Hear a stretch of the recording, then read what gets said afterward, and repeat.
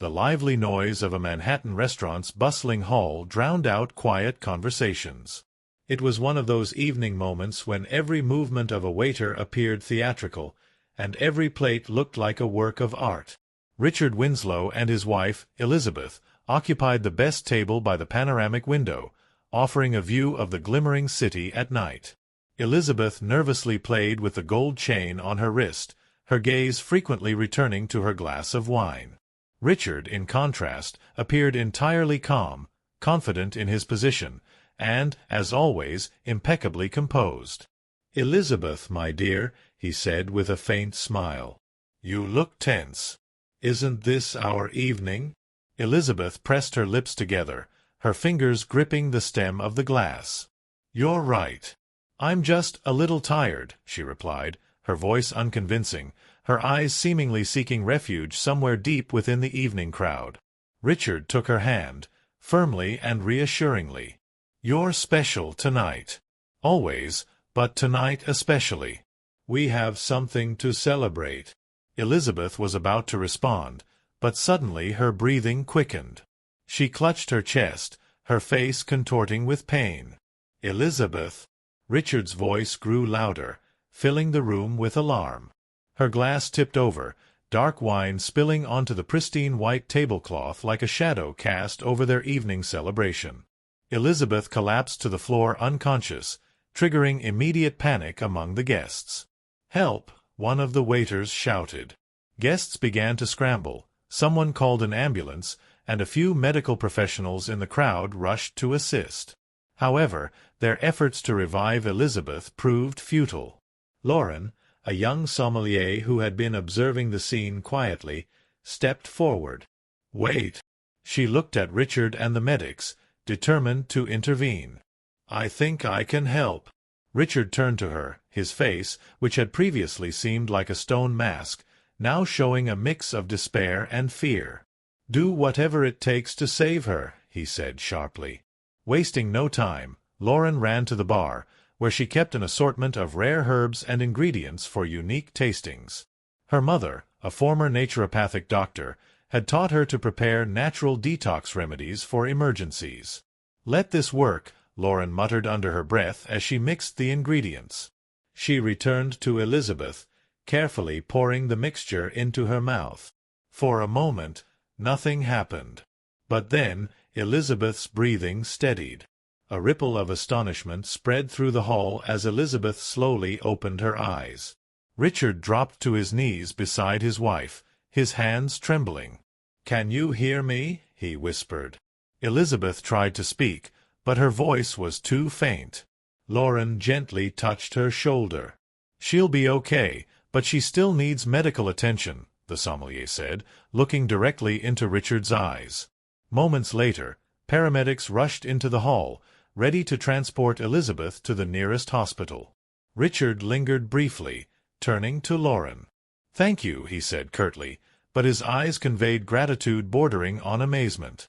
The restaurant emptied a few hours after the ambulance took Elizabeth away. Guests left, murmuring about the incident. Some admired Lauren's quick thinking, while others whispered about how unexpected this was for a couple who seemed so perfect. Lauren slowly cleared the glasses from the counter, trying to collect her thoughts. Her instinctive actions had been spontaneous, but now it felt like she had crossed an invisible line. "Lauren, you're a hero tonight," said a colleague, approaching her. "That was incredible." "I'm not sure there was anything heroic about it," Lauren replied quietly, turning away. Just as she was about to leave, a commanding voice called out, "Miss Lauren." She turned to see Richard standing in the kitchen doorway. His usually composed face looked grim, and his eyes betrayed exhaustion. "Mr. Winslow," she said, trying to maintain a neutral tone. "I wanted to thank you personally," he said, stepping closer. His figure, illuminated by the soft kitchen light, seemed imposing. "If it weren't for you, my wife might have." He paused, unable to finish the sentence. "I did what I thought was necessary," Lauren said briefly, awkwardly adjusting her hair. Richard studied her, as though trying to decipher her motivations. Then he extended an envelope toward her. I insist you take this.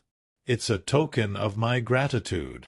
Lauren hesitated before accepting the envelope, feeling a growing discomfort. Thank you, Mr. Winslow, but it wasn't necessary. You saved my wife's life, he interrupted. It's more than necessary. Without waiting for a reply, he turned and left, leaving Lauren holding the envelope and with a sense that their interaction was far from over. The following morning, the police launched an investigation into the incident. Detectives examined the restaurant, questioning staff and guests. The primary question: what caused Elizabeth's sudden collapse? In the kitchen, the staff quietly discussed the situation, avoiding direct accusations. But as Lauren passed by, she overheard someone say, "They're saying it might have been something in the wine." Her heart sank. The wine. She vividly remembered serving the chosen bottle to Richard the previous evening. Meanwhile, at the Winslow residence, despite the doctor's efforts, Elizabeth showed little improvement. She remained in a semi-conscious state, barely responding to questions. Richard stood by her bedside, holding her cold hand. When he stepped into the hallway, he was stopped by a man in a sharp suit, a private investigator he had hired that morning. "We have preliminary findings, Mr. Winslow," the investigator said, handing him a file. Richard reviewed the documents, his expression unreadable. "Are you certain?" His voice was calm, but a dangerous tension underlined his tone. "All evidence points to it. A toxic substance was found in your wife's glass." Richard slowly clenched the file. He recalled how he had insisted Elizabeth try that particular wine. "Who else had access to the bottle?" he asked. "The bottle was on the bar when you selected it. Your fingerprints are the only ones on it." Richard sighed, his thoughts swirling like a snowstorm. He knew this was serious. "What do you recommend?" he asked finally. "My advice is to cooperate with the police. If you're innocent, it's the only way to prove it." Richard nodded silently. A few hours later, Richard was in his study, surrounded by documents and copies of the reports provided by the detective. His thoughts oscillated between trying to make sense of the situation and worrying about Elizabeth. Suddenly, there was a knock at the door. "Come in," he said without looking up.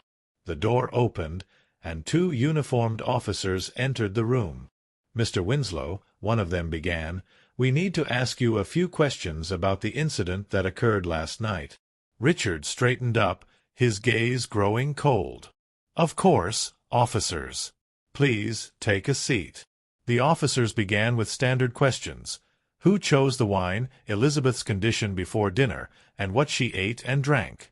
Richard answered calmly, but with each question, he felt the tension inside him mounting. "Mr. Winslow," the detective seated across from him continued, "we have reason to believe that the toxic substance was added specifically to your wife's glass. According to our information, you personally selected the wine." "Yes, that's correct," Richard confirmed. "But that doesn't prove anything." "You don't seriously think He stopped mid-sentence as the second officer pulled out a transparent container from a bag. Inside the container was a tiny bottle with remnants of an unusual liquid. "This was found in your car, Mr. Winslow," the officer said calmly.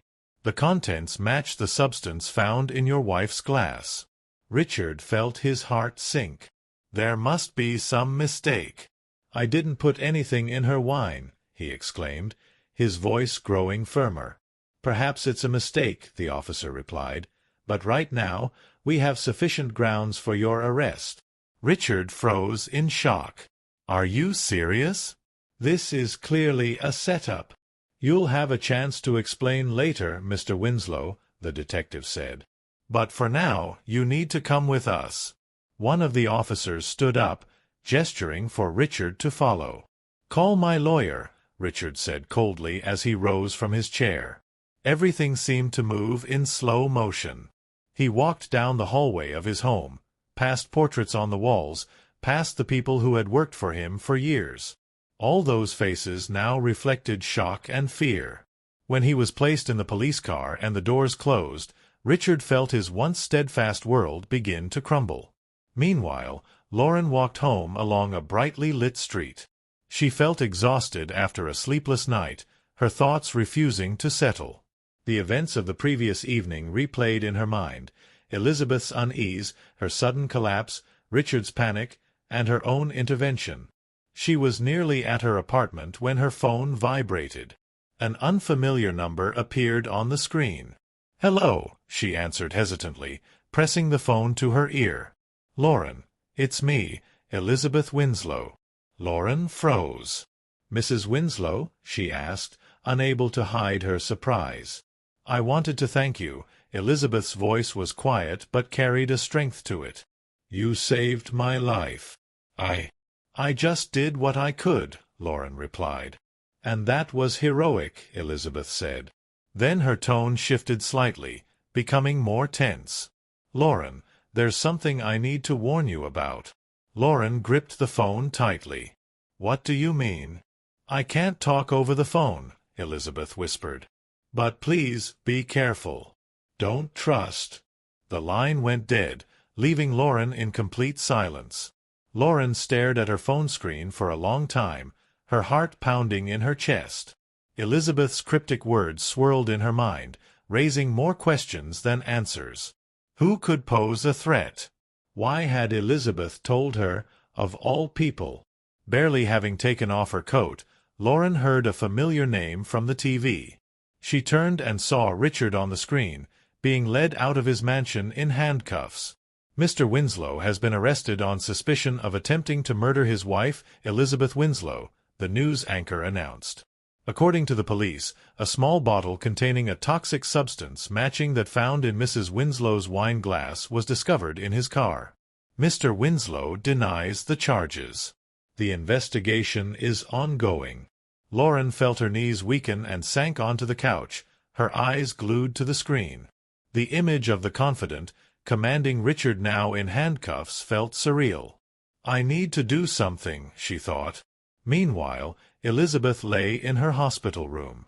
Her face was pale, her eyes staring blankly at the ceiling. Her sister, Monica, sat beside her, holding her hand tightly. "Elizabeth," Monica began cautiously, "did you know they arrested Richard?" Elizabeth slowly turned her head toward her sister, a faint, enigmatic smile crossing her lips.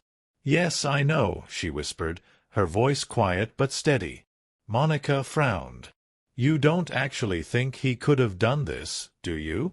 Elizabeth closed her eyes, her expression unreadable, like a mask. "Sometimes people aren't who you think they are," she said evasively. Monica opened her mouth to press further, but a nurse entered the room, interrupting their conversation. Lauren knew she had to get to the bottom of things. She contacted the police detective assigned to the Winslow case and arranged to meet him at the station. When she stepped into his office, she was greeted by a stern-looking man in his 40s. He stood and extended his hand. "Detective Marshall. You're Lauren, the sommelier from the restaurant." "Yes," Lauren replied briefly, taking the offered chair. "I want to know how I can help." "What made you come to us?" Marshall asked, scrutinizing her. "I saw Richard Winslow that night," she began. "He looked upset, but I can't believe he would poison his wife." Marshall frowned. "The evidence against him is compelling. However, your account could be helpful. What exactly did you notice?" Lauren recounted the events of the evening in detail, emphasizing Elizabeth's peculiar behavior before the dinner. "She seemed anxious," Lauren added, "and it started before she even took a sip of the wine." Marshall nodded, jotting down notes. "That's interesting. We'll take this into account. Thank you for your help." As Lauren left the station, her thoughts remained muddled. She couldn't shake the feeling that there was more to the story. 2 days later, the investigation took an unexpected turn. Surveillance footage from the restaurant revealed a strange detail. Elizabeth discreetly reached for her glass and appeared to add something to it before pretending to take a sip. Detective Marshall immediately requested additional footage and called Lauren back for another interview. "Did you suspect that someone might have tampered with her drink?" he asked, showing her the slowed-down recording. Lauren shook her head slowly, her eyes fixed on the screen. It looks like she added something herself," she said, barely believing her own words. "Exactly," Marshall confirmed. "We're beginning to suspect this might have been staged." Lauren felt a chill run through her body.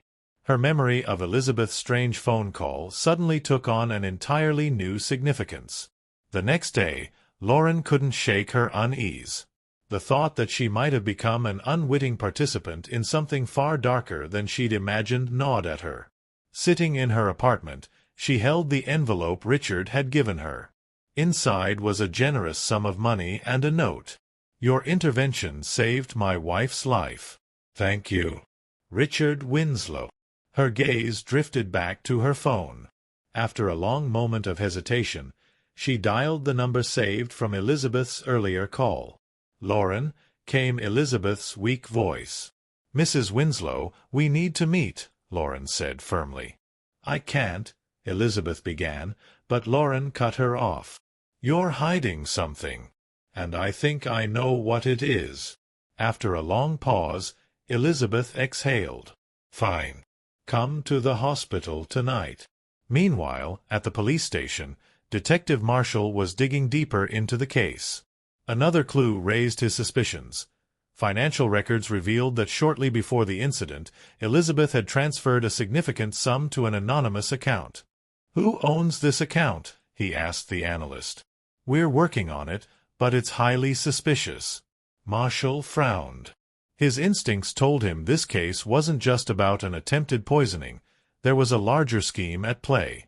Late that evening, Lauren entered Elizabeth's hospital room. The space was dim, lit only by the soft glow of a nightlight, casting shadows on Elizabeth's pale face. "Lauren," Elizabeth began, struggling to sit up.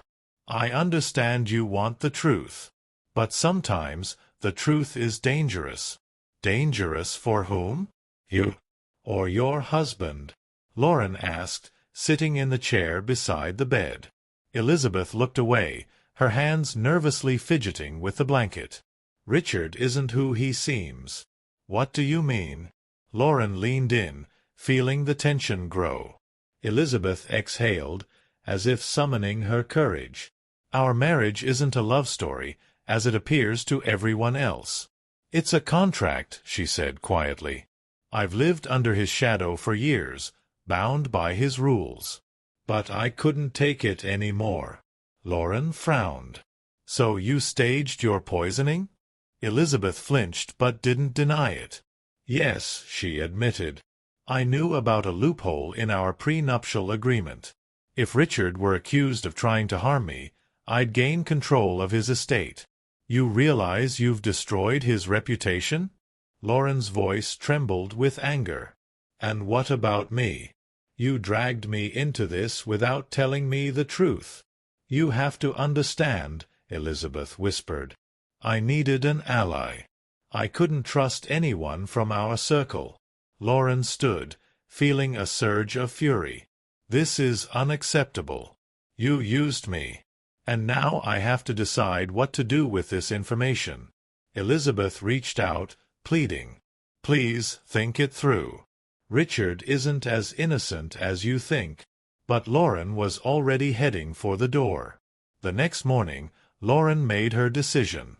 She went to Detective Marshall. "I know who's behind this," she said as soon as she entered his office. Marshall gave her a sharp look. "I'm listening." Lauren recounted everything Elizabeth had confessed, leaving no detail out. "So it was all staged?" Marshall asked, leaning back in his chair. "Yes," Lauren confirmed. "But Elizabeth claims she had her reasons.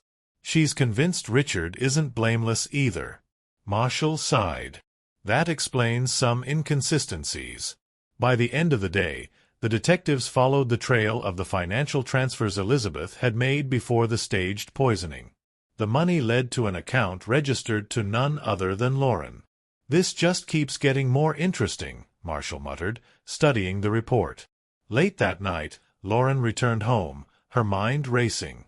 Elizabeth's revelations, the police investigation, and now the shocking discovery of the fake account tied to her name left her spiraling.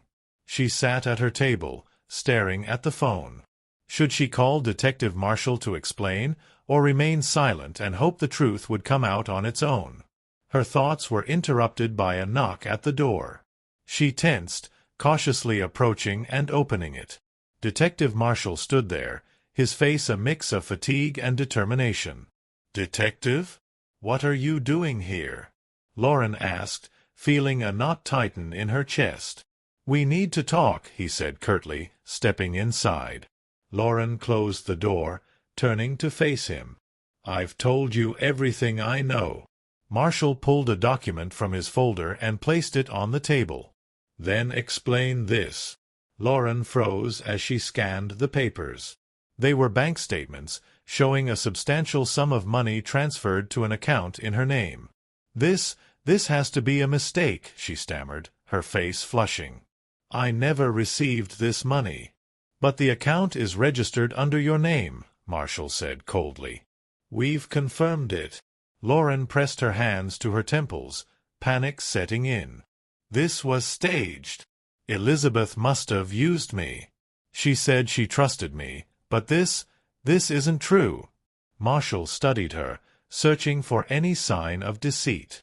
"Do you have any proof to back up your claims?" he asked. "No," she admitted, her voice shaking. Marshall's expression hardened. "Without evidence, your claims are just empty accusations." "I'm telling the truth," Lauren insisted. "Elizabeth admitted it was all staged." "Perhaps," Marshall replied, "but right now all the evidence points to you. We have no choice but to detain you." "What?" Lauren exclaimed, her face turning pale. "Until the investigation is complete," Marshall clarified. "You have the right to an attorney." Lauren stood frozen as her hands were cuffed. Her mind raced for a way out, but nothing came to her. "I'm innocent," she whispered. Marshall avoided her gaze. "The investigation will determine that." Meanwhile, Elizabeth lay in her hospital bed when she received news of Lauren's arrest. A faint, satisfied smile spread across her lips as she leaned back against the pillows. "Everything is going according to plan," she murmured to herself. Her quiet moment was interrupted by her sister Monica's arrival. "Elizabeth, I just heard Lauren was arrested," Monica said, sitting beside her. "Are you sure this is fair?" Elizabeth turned to her, her eyes cold and calculating. "Fairness is subjective," she replied. "But you know she's not guilty," Monica pressed. "You're using her to cover yourself." Elizabeth fell silent for a moment before smirking. "You don't understand," she said softly. "This isn't just about protecting myself. It's about freedom. About finally escaping Richard's shadow." Monica shook her head in disbelief. "You could have done this another way. Think about the pain you're causing." Elizabeth turned away, her voice icy. Sometimes survival demands sacrifices. The next day, Marshall received long-awaited forensic results on the fingerprints from the bottle containing the toxic substance. Partial prints belonging to Elizabeth were identified. The discovery drastically shifted the investigation's direction. Marshall realized that Lauren was likely being framed, and he now needed concrete evidence to build a case against Elizabeth. That evening, Marshall visited Lauren in her holding cell. "We need to talk," he said. Lauren looked up, her eyes filled with a mix of exhaustion and hope. "Did you find something to prove my innocence?" Marshall hesitated before replying. "We have new evidence that may clear you. But it won't be easy." "What evidence?" Lauren asked cautiously. "Elizabeth's fingerprints were found on the bottle containing the substance," Marshall revealed. "But it's not enough to drop the charges against you. We need more." Lauren felt a flicker of hope reignite. "What can I do?" "If we arrange a confrontation with Elizabeth, we might be able to get her to confess," Marshall explained. "But it's risky." Lauren's face hardened with resolve. "I'm willing to take that risk." The next day, Lauren was brought to the same hospital where Elizabeth was staying. She was escorted into an interrogation room where Detective Marshall, his colleagues, and Elizabeth's lawyer were already seated. A few minutes later, Elizabeth entered, her face a mixture of surprise and irritation. "Lauren," Elizabeth began with a cold smile. "I didn't expect to see you again." Lauren gripped the edge of the table tightly, holding back her anger. "And I, quite honestly, never hoped to find myself in this situation because of you," she replied firmly. Elizabeth sighed, her tone dripping with feigned sympathy. "If you're here to accuse me, know this: I'm innocent." "That's enough," Marshall interjected, his voice sharp. "We know this was all staged. Your fingerprints were found on the bottle containing the toxic substance. We also discovered that you opened a fake account in Lauren's name to transfer money and frame her." Elizabeth froze for a moment, but her expression quickly returned to one of composure. "That's absurd," she said, crossing her arms. "You can't prove it." "We've already gathered enough evidence to bring charges against you," Marshall continued. "But I'm offering you an opportunity. Confess now, and it might work in your favor." Elizabeth leaned forward, her gaze locking onto Lauren. "Why are you so confident that the truth will save you? You were part of this. If you hadn't intervened, things might have turned out differently." Lauren shot to her feet, her voice trembling with fury. "I saved you, not knowing that you were using me as a pawn in your twisted game. I won't let you destroy my life for your ambitions." Elizabeth hesitated, then let out a weary sigh, her shoulders slumping. "You know what's funny," she said bitterly. "I thought I could control everything. But you ruined my plan. So you admit it?" Marshall leaned forward intently. Elizabeth nodded with a wry smile. "Yes, I admit it. It was my idea. I wanted to break free from this cage. I wanted Richard to pay for years of lies and manipulation." Marshall gave a subtle nod, signaling his colleagues. "Elizabeth Winslow, you're under arrest for fraud, forgery, and endangering lives." As the officers placed handcuffs on her, she turned to Lauren. "You think you're free now? This is just a game. And in games, there are always losers." Lauren met her gaze, unflinching. "You're right. But in this game, you lost." A few days later, Lauren was officially exonerated. Her name was cleared, but the emotional scars of the ordeal lingered. Richard was also released, though his reputation was tarnished. He expressed his gratitude to Lauren for her courage and made a substantial donation in her honor to help her rebuild her life. Lauren, however, saw this experience as an opportunity for change. She left her job as a sommelier and founded a charity to support individuals who had been falsely accused. At the charity's opening event, Richard approached her. "You could have become bitter, but instead you chose a different path," he said, extending his hand. Lauren smiled. "I chose a path where I could help others. That's all that matters now." Richard nodded faintly, glancing at the crowd gathered to support Lauren's new endeavor. "You'll succeed." Lauren looked out at the room, her heart filled with a sense of relief and purpose. She knew this was just the beginning. The story of Lauren and Elizabeth served as a powerful reminder of how easily one can lose themselves in the pursuit of freedom and justice. Yet, no matter how deeply the truth is buried, it always finds a way to surface.